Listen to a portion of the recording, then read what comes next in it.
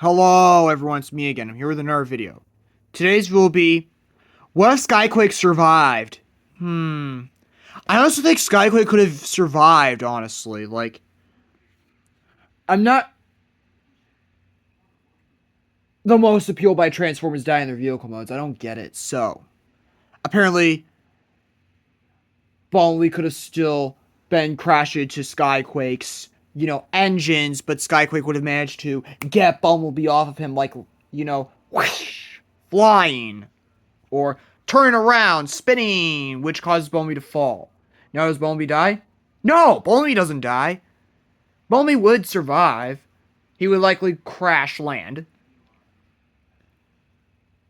And of course, Skyquake, as a consequence of his survival, would become a new Decepticon.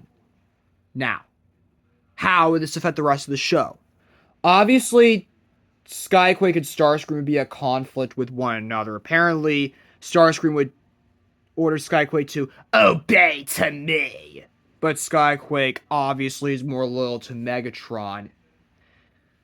And this causes a divide in Starscream's role as Decepticon leader, with the Decepticons at the time considering the idea to leave. Considering they don't think Starscream would be that good of a leader, and that he's not even a good fit to be a leader, and that Megatron was a better leader. But then that would all change when Megatron, possesses Bumblebee and Megatron is brought back.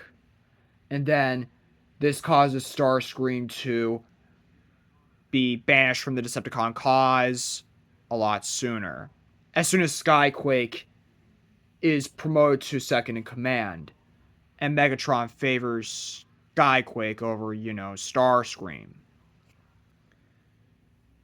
And so Starscream would begin to form a revenge plan. Apparently, Dreadwing would come to Earth sooner than he did. Not out of revenge, but more so to side with Megatron and help with his brother take down the traitor known as Starscream. By this point, Starscream would have found the clones, and he decides to make them Decepticons of his own, like Thundercracker, Skywarp,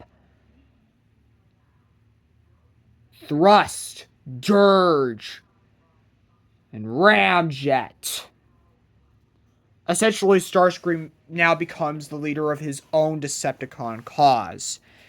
And this gives Megatron's Decepticons and the normal Decepticons, no, not the normal Decepticons, the Autobots a high advantage, like a risk, that they might need to stop Starscream, who would have been interested in the Omega Keys, and they, of course, would need the Omega Keys to restore Cybertron.